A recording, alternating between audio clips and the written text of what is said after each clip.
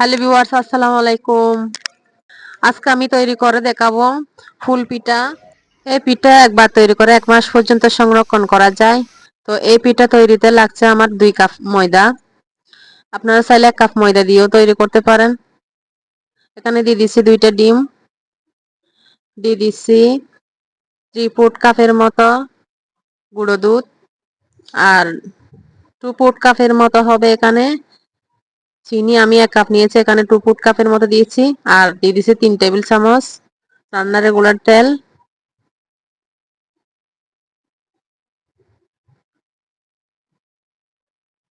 আর দিচ্ছি এলাচ গুঁড়ো, স্বাদ মতো কিছুটা লবণ, এটা মিষ্টির ব্যালেন্সের জন্য।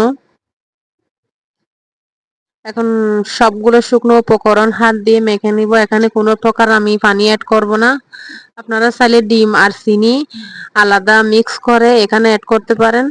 আমি সবগুলো একসাথে দিয়ে কিছুটা শক্ত ডো তৈরি করে নিয়ে 10 মিনিট পর্যন্ত রেস্টে রেখে দিয়েছি। দুঃখিত আমি সেটা দেখাতে পারলাম না। এখন রুটি বেলে নিচ্ছি,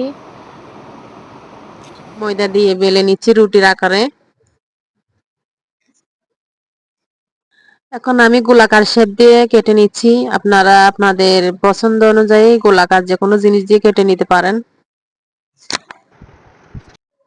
এখন আমি ফুলগুলো কিভাবে তৈরি করে নিচ্ছি, আমার হাতের দিকে ভালো করে লক্ষ্য করলে অবশ্যই বুঝতে পারবেন। এটা বলার মতো তেমন কিছু নেই।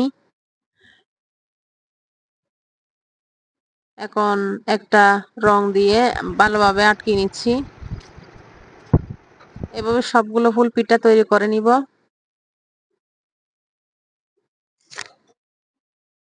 এভাবে করে আমি আরো 2টা দেখিয়ে দিচ্ছি।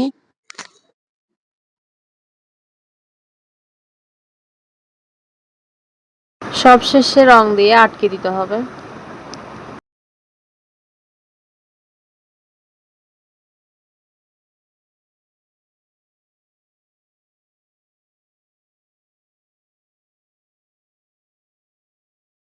সবগুলো তৈরি করা হয়ে গেল।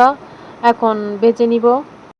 একটা ফ্রাই প্যানে পর্যাপ্ত পরিমাণ তেল দিয়ে তেল কিছুটা গরম হয় সবগুলো পিঠা একটা একটা করে ছেড়ে দিব। একটু সময় নিয়ে ভাজতে হবে।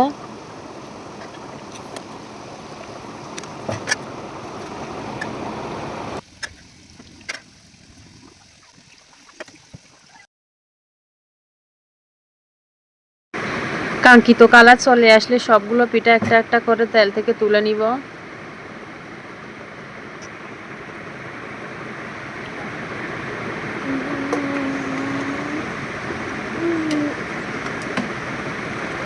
এখন আমার পিঠা সবগুলো ভাজা শেষ।